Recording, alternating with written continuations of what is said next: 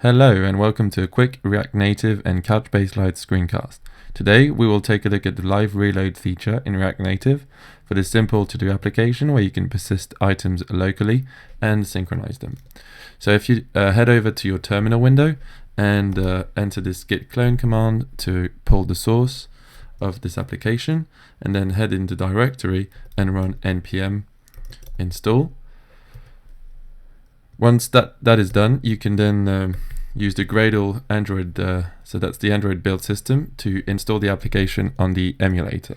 And here I'm just going to remove it before I go ahead and install it to show you how it works.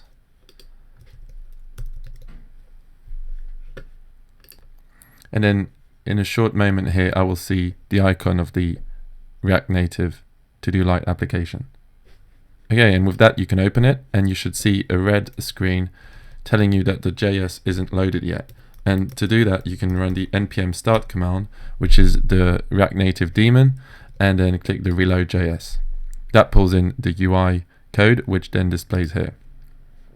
Okay, and now we can add an item as we did earlier. Now, how does it work when you're actually developing and you want to iterate on that UI? Well, if you're in your Genymotion and you click the Command M shortcut, you can now select the Dev Settings tab, and this will open your settings where you can enable auto reload on JS change. So select that checkbox and then return to the application. And now let's go ahead and make some changes to the JavaScript. And I'm going to open this directory in Sublime Text. And the component is located in the apps/components folder, and this is your JavaScript, right? So if you put this to one side and your emulator to the other, you can then, those are the styles for this page. And for example, button text, if I change that to red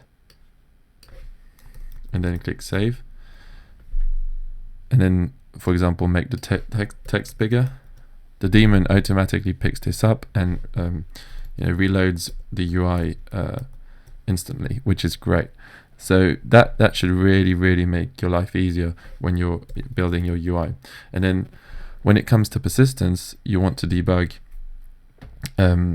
what happens on the Couchbase Lite side of things. And to do so, you can access it via the REST API. And you'll have to enable port forwarding on a specific port. That's the port that the Couchbase Lite is listening on, which on this case is 5984. Okay, and with that, let's head over to Chrome. And on 5984, we have the welcome message of Couchbase Lite. You can use the all docs query and specifying include docs so that we get also the properties that we saved on the document. So here we have a type task and a title hey. And this is basically the list we have here. Now let's now introduce Syn Gateway, which is the persistence on the cloud and the synchronization with the local database. And in the folder you cloned just earlier, there is already a Syn Gateway config file, so that instructs Syn Gateway with several configurations.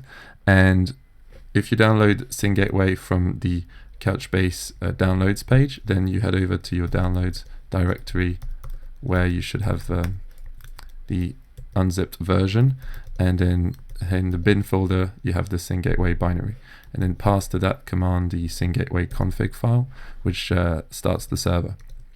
Syn Gateway has two ports, 4984, which is the user port, and 4985, which is the admin port.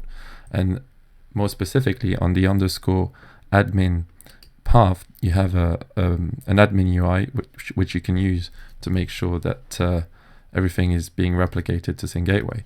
So if I click Syn here, I will see that I have one document that's been pushed, and I can add another document,